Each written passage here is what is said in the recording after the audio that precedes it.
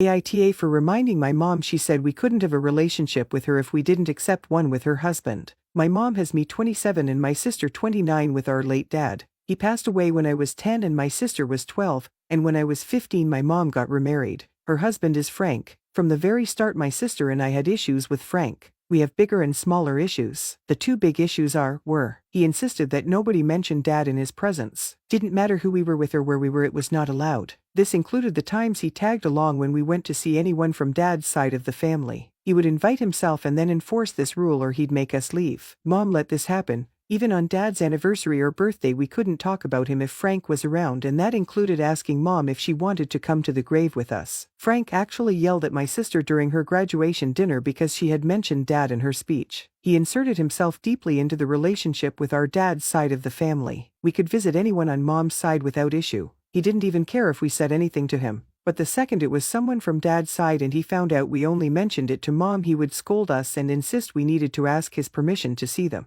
Then he'd tag along frequently and invite himself to see them too. This went for a lot of stuff. Mom had already stopped coming with us before she even met Frank. But he insisted on being there, and if my sister or I said we didn't want him to come then he told us we couldn't go. If whoever we went to see didn't want Frank inside the house he'd say then we weren't allowed inside either. Once my sister moved out he was pissed that she spent more time with dad's side and he tried to tell her what to do still. She was having none of it. My sister and I talked to mom about all our issues with Frank and we told her we didn't want a relationship with him. She always told us we needed to have one with him to have one with her. We took her at her word and my sister stopped talking to her, and once I moved out so did I. We stopped going to see her or spending holidays with her and Frank. We didn't invite her over or initiate any contact. She brought it up a few times how we were bad at maintaining the relationship and we told her we weren't. We just weren't maintaining it, but she ignored us. She tried to come and see us a few times. We told her no Frank, so she never came. We let her birthday pass without any acknowledgement, and when she'd tell us about Frank's birthdays we'd work to forget the date.